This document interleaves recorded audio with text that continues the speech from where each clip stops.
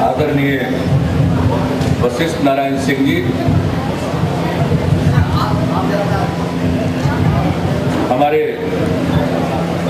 सिर्फ नालंदा जिले के ही नहीं बल्कि पूरे प्रदेश में वरिष्ठतम विधायकों में से एक और बिहार सरकार के खान एवं भूतत्व मंत्री श्री सत्यदेव नारायण आर्य जी,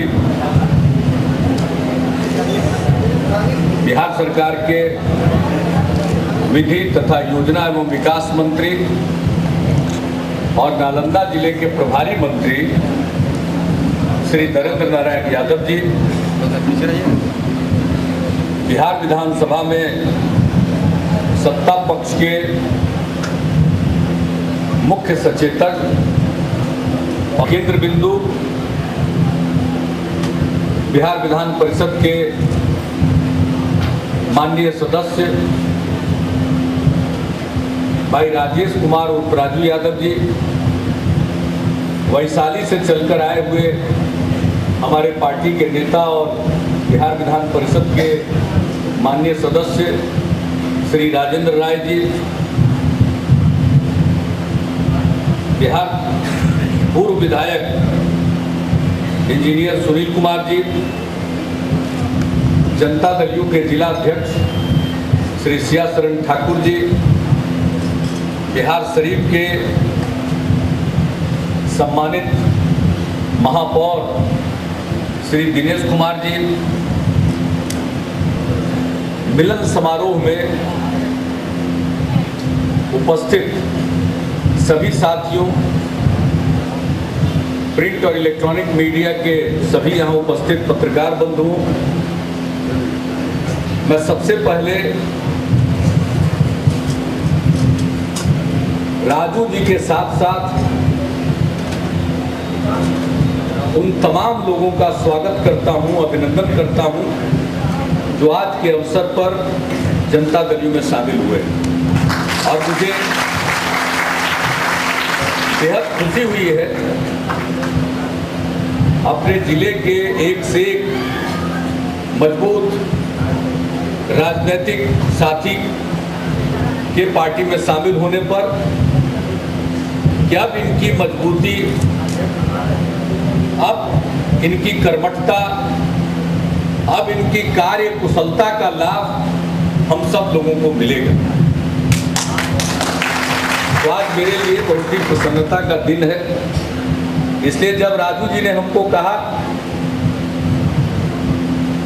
बिहार विधान परिषद में जो इनकी पार्टी थी उसका विलय तो इन्होंने जनता दल यू में पहले ही कर लिया था और प्रदेश अध्यक्ष ने, मैंने भी आप सब लोगों का स्वागत तहे दिल से कर दिया था। वे हमारे पार्टी के सदस्य थे हैं, लेकिन जब इन्होंने कहा कि नहीं बिहार शरीफ में एक कार्यक्रम होगा तो मैंने खुशी खुशी कहा कि ये बहुत अच्छा सुझाव है आपका और जरूर बिहार शरीफ में कार्यक्रम होना चाहिए। और आज वो कार्यक्रम का अवसर आया। अब ये टाउन हॉल इस तरह के कार्यक्रम के लिहाज से बहुत छोटा पड़ जाता है, बाहर लोगों को रहना पड़ता है, किनारे लोगों को रहना पड़ता है, सामने रहते हैं लोग। अब सुन तो लेते हैं क्योंकि लाउड स्पीकर बाहर लगा रहता है, लेकिन सारे कार्यक्रमों को जिस ढंग से लोग देखना चाहते हैं देख नहीं पाते। तो ये एक हमारे बिहार शरीफ नगर की कमी है। तो आज हम जब यहाँ पर आए और इस कार्यक्रम में ऐसे भी पहले भी आते रहे हैं और इस तरह का नज़ारा पहले भी देखने को मिला। सब लोग अंदर नहीं आ पाते हैं, जितने लोग अंदर आते हैं उससे कई गुना ज़्यादा लोगों को बाहर रहना पड़ता है। तो ऐसा लगता है कि बिहार शरीफ में एक बड़े सभागार की जरूरत है। तो आप यही आते हैं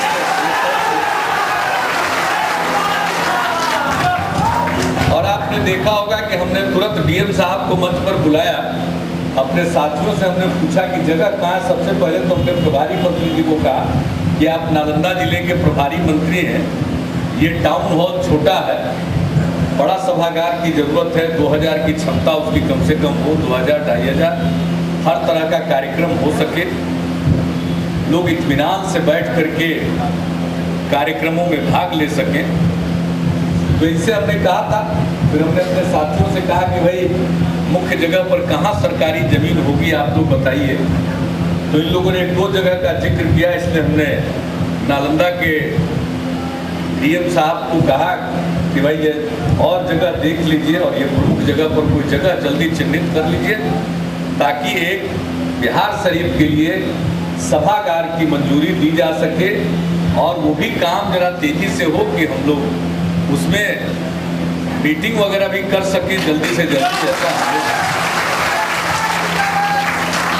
जब यहाँ पर मेयर साहब को हम टुकारा दिए कि अच्छा आपका साम्राज्य है, बिहार शरीफ के मेयर है, चाय का कुछ अता पता नहीं है,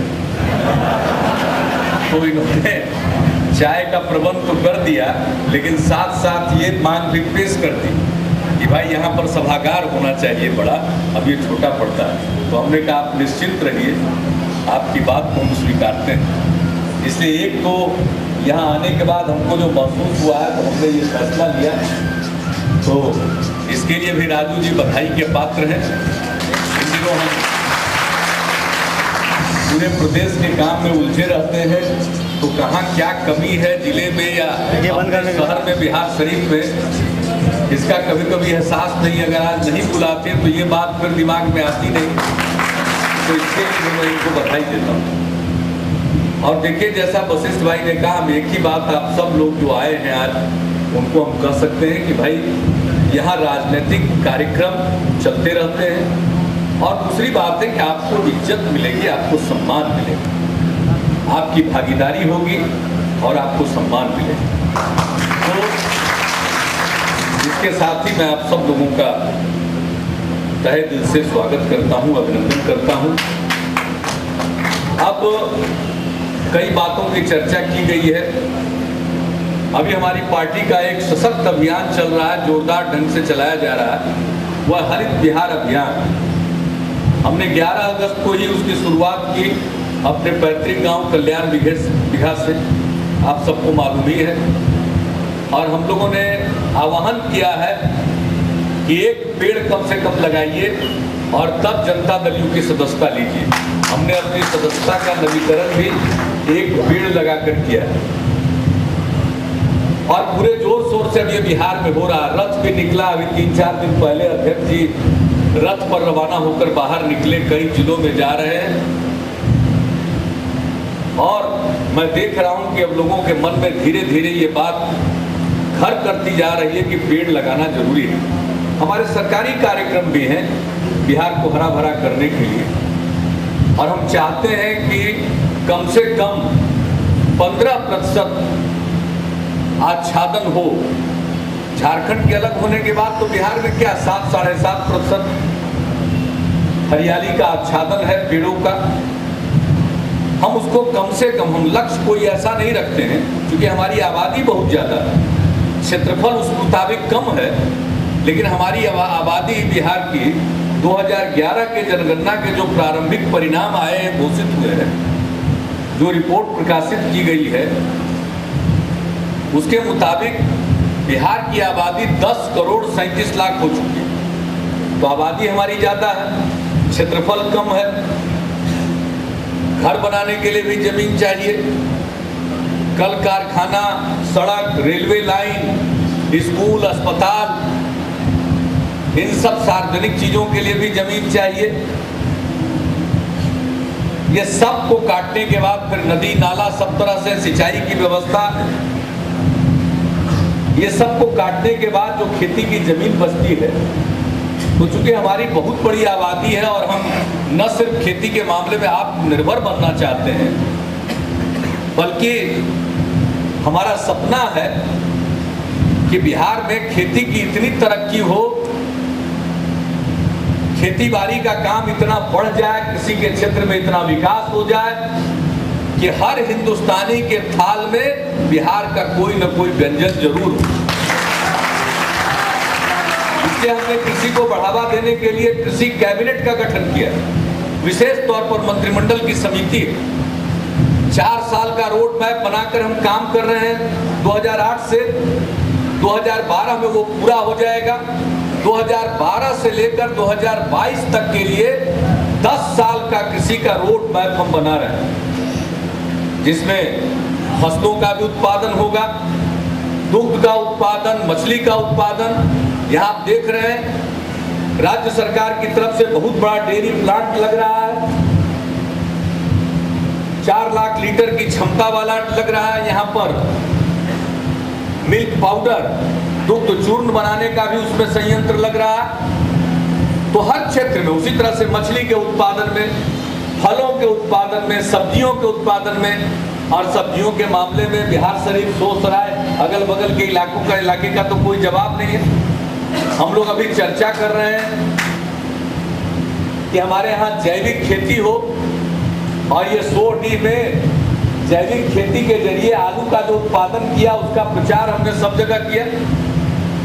आलू का जो आकार इतना बड़ा था, हमने बताया देखिए जैविक खेती से इतना बढ़िया आलू का उत्पादन हो रहा, उसका प्रचार प्रसार अभी भी कार्यक्रम होने वाला है वहाँ पर, और उसको बढ़ावा देने के लिए हम लोग कुछ कार्यक्रम कर रहे हैं। तो इन सब चीज़ों के लिए जमीन की जरूरत, खेती बाड़ी, उसके पैदावार को बढ़ाने के लिए, आबादी को खिलाने के लिए, उसके अलावे हर हिंदुस्तानी के थाल में अपना व्यंजन पहुंचाने के लिए, इसलिए हम व्यावहारिक दृष्टिकोण रख रहे हैं। हम आच्छादन 15% करना चाहते हैं। सरकार के भी कार्यक्रम, सरकार के कार्यक्रम अपना चलेंगे, लेकिन हमने पार्टी की तरफ से तय किया कि आखिरकार एक राजनीतिक दल के सदस्य होने के नाते हमारा भी दायित्व बनता है। हमारा काम सिर्फ चुनाव लड़ना और लड़ाना नहीं है, समाज को दिशा देना, समाज के लिए जो जरूरी चीज है, देश के लिए जो जरूरी चीज है, उसके लिए काम करना। तो हम लोगों ने हरित बिहार अभियान की शुरुआत की है, और यही कहा सबसे कि कम से कम 1 पेड़ लगाइए। राजू जी बता रहे थे कि वो अपने जहाँ रहते हैं उसके बाउंड्री में चारों तरफ 100 पेड़ लगाए, बहुत अच्छा है। 100 पेड़ लगाया है, आप भी जितना संभव हो लगाइए। और ठीक कहा अध्यक्ष जी, भाई पेड़ लगाना है, सार्वजनिक जगह पर पेड़ लगाने की तो सरकारी योजना है, हम तो वो लगाएंगे। बल्कि जब एक वातावरण बन जाएगा, हम लोग अपने अपने जमीन पर एक पेड़ लगाएंगे। जो गरीब आदमी है, महादलित परिवार का है, उसको बांस की जमीन भी मुश्किल से नहीं है, बांस की जमीन उपलब्ध कराई जाती है। तो कोई बड़ा पेड़ भले ही आप नहीं लगा सकिए, सहजन का ही पेड़ लगा दीजिए, लेकिन पेड़ जरूर लगाइए। पेड़ लगाइए तो अपना चाहे रहने की जगह हो या खेती की जमीन हो, पेड़ हम लगाएंगे तो ये आच्छादन जो है, हरियाली और बढ़ेगी, पेड़ों की संख्या और बढ़ेगी। और पेड़ की संख्या बढ़ना बहुत जरूरी है। बादल पेड़ों की तरफ भी खींचता है। ये जो बादल हमसे उठा रहता है, अभी बताइए पानी की जरूरत है, अभी पानी पड़ जाए अमृत है। इतनी अच्छी फसल है, पानी पड़ना बहुत जरूरी है। लेकिन जब चाहिए पानी तो नहीं पड़ता, नहीं चाहिए खूब पड़ जाता है, इंतजार करना पड़ता है। पहले समय से वर्षा होती थी, शायद ही कभी कभार अनावृष्टि या अतिवृष्टि का मुकाबला करना पड़ता था। अब इन दिनों लगातार बताइए 2 साल से सूखे की स्थिति, अब इस साल कुछ वर्षा हुई तो अब चाह रहे हैं हम लोग कि पानी पड़े। इसलिए हमने कल कैबिनेट से फैसला लिया कि हम डीजल सब्सिडी की योजना खरीद के लिए भी रखेंगे। किसानों को 2 सिंचाई के लिए हम 20 रुपया प्रति लीटर की सब्सिडी देंगे। 1 एकड़ की सिंचाई में 10 लीटर डीजल की जरूरत पड़ती है, और 10 लीटर डीजल में हम 20 रुपया प्रति लीटर की सब्सिडी देंगे। यानी 1 एकड़ में 1 सिंचाई के लिए हम 200 रुपये की सब्सिडी देंगे, और 2 सिंचाई तक के लिए हम खरीद में सब्सिडी देंगे। कल ही हम लोगों ने 370 करोड़ रुपए के करीब की योजना को मंजूरी दी है, और ये लागू होगा। और ये जो पहले की हमारे डीजल की सब्सिडी की स्कीम थी, ग्राम सभा और पंचायत वो नहीं, इसका तरीका हम लोगों ने बदला है। पहले बट नहीं पाता था, तो इस बार हमने बदला। जैसे रिलीफ वितरण के लिए जिस प्रकार की कमेटी है, आपदा राहत के लिए जिस प्रकार की कमेटी है, उसी तरह की कमेटी डीजल वितरण के लिए भी किया गया। और जो किसान हैं वो पटवन कर लेंगे, और जो लेते हैं पेट्रोल पंप से डीजल, वो अपना कैश मेमो लगा करके एक दरखास्त रहेगा, उसमें भर के जमा करेंगे, अपने अड़ोस पड़ोस के किसान से लिखवा देंगे कि हाँ इन्होंने सिंचाई की है, और वो जमा करेंगे। हमारा जो कृषि विभाग का विषय वस्तु विशेषज्ञ है, जो 2-3 पंचायत पर एक है, वो उसको वेरीफाई करेगा, रिपोर्ट भेजेगा और लोगों को पैसा मिलेगा। तो पहले की तुलना में ज़्यादा सहज ढंग से आपको डीजल सब्सिडी की राशि मिल जाएगी। तो हमने तो डीजल सब्सिडी की भी स्कीम घोषित कर मंजूर कर दी है। अब उसका व्यापक प्रचार प्रसार करके लोगों तक जानकारी पहुंचा दी जाएगी, ताकि उसका लाभ लीजिए। तो अब जरूरत है वर्षा की, वर्षा नहीं हो रही है अभी, तो इसलिए पेड़ लगाना जरूरी है। पेड़ से बादल आकृष्ट होता है, वर्षा वहीं होती है जहां पेड़ है। तो इसलिए हमको पेड़ ज्यादा से ज्यादा लगाना, सरकारी कार्यक्रमों के माध्यम से तो लगेगा ही, हर बांध पर लगेगा, सड़क के किनारे लगेगा, हर जगह जहां पर है वहां लगेगा, हमारे वन विभाग से लगेगा, उद्यान कृषि विभाग के अंतर्गत जो उद्यान का मिशन है, बागवानी मिशन है, उसके माध्यम से लगेगा। अभी सब जगह उद्यान महोत्सव हम लोगों ने कराया, ये सब लगेगा। लेकिन उसके अलावे हम लोग जब पेड़ लगाने के लिए प्रोत्साहित करेंगे नागरिकों को, अपने पार्टी के सदस्यों को, और शर्त लगा दिया कि भाई मेंबर बनना है तो एक कम से कम पेड़ लगाइए, तो ये अद्भुत कार्यक्रम और इसका लाभ मिल रहा है। लोगों के बीच में एक जागृति आ रही है। अभी हम कुछ दिन पहले 24 अगस्त को हमारे पार्टी के ब्लॉक अध्यक्ष से लेकर के जिला स्तर और राज्य परिषद के सदस्य तक की मीटिंग हमने बुलाई थी। अब उस मीटिंग में हम बैठे, हमने देखा, मुझको इतनी खुशी हुई कि सारे लोग चर्चा कर रहे थे पौधे की।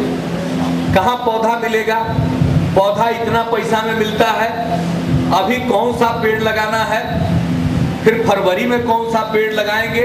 मुझे बेहद खुशी हुई कि अब राजनीतिक दल के साथी हमारे सदस्यगण पेड़ों के बारे में इतनी जानकारी रखने लगे। और अभी हमको परसों एक एमएलसी थे, वो बता रहे थे कि साहब सरकारी नर्सरी में तो है ही नहीं, वन विभाग के पास नर्सरी है तो 10 लाख पेड़ उनके पास पौधा है, तो उन्होंने कहा कि हम किसानों के बीच में इच्छुक लोगों को मुफ्त बांटेंगे। वो तो लोग लेंगे ही। कृषि विभाग के अधीन जो नर्सरी है विश्वविद्यालयों में है, तो हमारा उद्यान का कार्यक्रम चल रहा है, उसी के लिए पर्याप्त नहीं है। निजी नर्सरी के लोग हैं, वो भी इतना ज्यादा मांग कभी थी नहीं। अब लोग सोच रहे हैं कि भाई इस साल तो उनके नर्सरी का जितना पौधा था वो सब निकल गया, अब आगे के लिए वो अपने नर्सरी में जितना पौधा का इंतजाम करते थे उससे 5 गुना 10 गुना पौधे का पर वो काम कर रहे हैं। अब देखिए कि वातावरण तो बन गया। तो हम आप सबसे अपील करें, जहां चाह वहां राह। हमारे पार्टी के मीटिंग में लोगों ने कहा कि भाई अब तो जो गरीब हमारे कार्यकर्ता हैं, जो सक्षम है, तो मान लीजिए 10 रुपया 20 रुपया 25 रुपया जो भी पेड़ पौधा मिला उसको लगा लेंगे। लेकिन बहुत लोग हैं लगाना चाहते हैं, सदस्यता का 5 रुपया तो दे देंगे, लेकिन पेड़ कहाँ से लावें। तो वैसे लोगों के लिए पौधे का इंतजाम करना है तो उसके लिए धन की जरूरत है। तो हमने सोचा कि अब इसका भी इंतजाम करें। तो जब हमारे प्रदेश अध्यक्ष जी वशिष्ठ भाई जा रहे थे रथ पर रवाना होकर के, तो हमने अपने 1 महीने का जो हमारा वेतन है, सकल वेतन, भत्ता आदि से संबंधित, कट्टा पट्टा छोड़ नहीं, जो है वो सब मिला करके पिछले महीने का जो 99,500 रुपया था, हमने इनको चेक दे दिया। और सबसे अपील किया, अपने एमएलए एमएलसी सब लोगों से अपील किया, और जो सक्षम लोग थे पार्टी के, कि भाई आप सब लोग 1 महीना का दीजिए, इतना दे दीजिएगा। तो जो हमारे कार्यकर्ता जो सक्षम नहीं है पौधा स्वयं इंतजाम करने में, उनके लिए पौधा नर्सरी से खरीदकर उपलब्ध कराने में ये धन काम आएगा। और इसके साथ साथ हम लोग क्या कर रहे हैं, पेड़ लगावेंगे, पेड़ की रक्षा करनी, और जो पेड़ लगावेंगे, पेड़ लगाते हुए उसका फोटो लेंगे। आजकल मोबाइल में फोटो आ जाता है, खींच लेंगे, कहाँ लगाए पेड़, कै बजे लगाए, जगह के नाम आदि के साथ उसका फॉर्म छप गया है, वो तुरंत हमारे पार्टी ऑफिस में ईमेल के जरिए भेज देंगे।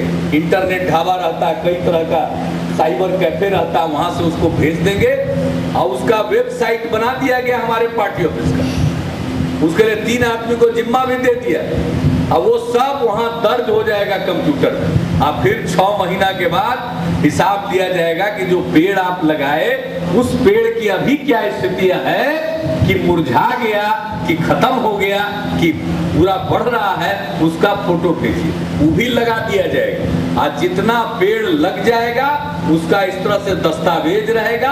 आप पेड़ को अलग अलग नंबर पूरे बिहार में हम लोग देंगे और वो दस्तावेज हम लोग सार्वजनिक कर देंगे कि देश का कोई भी आदमी आकर देखना चाहता है तो देख ले कि जनता दल यू के सदस्यों ने पेड़ लगाया, फला जगह लगाया, वो फला जगह जाकर आप देख लीजिए। कोई यूं ही कागजी कारोबार नहीं है, बल्कि सचमुच पेड़ लग रहा है।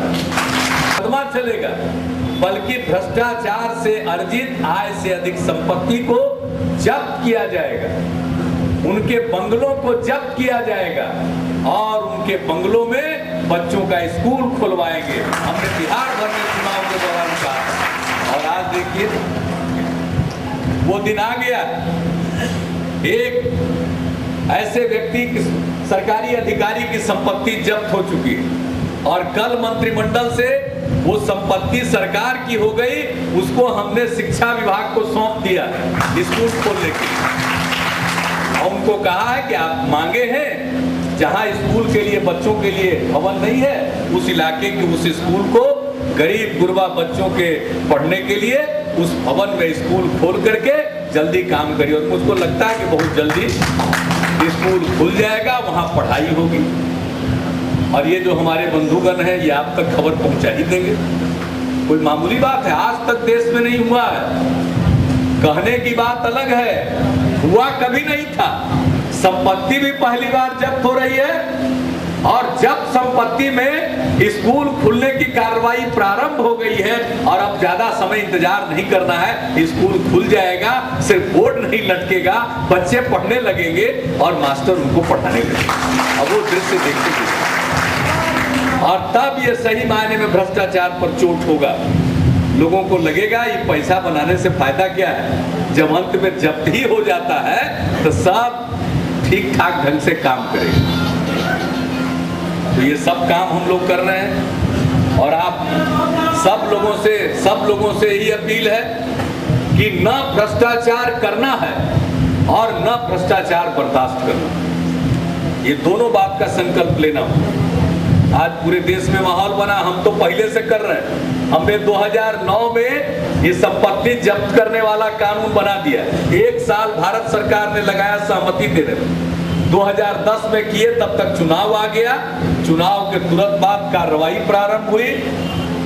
जो भी हुआ अपील करते, उच्च अदालत में जाते, सब जगह से हार होर करके अंत में लोग बैठ गए, संपत्ति जब्त हुई। अब सिलसिला प्रारंभ हो रहा और अब एक माहौल बन गया।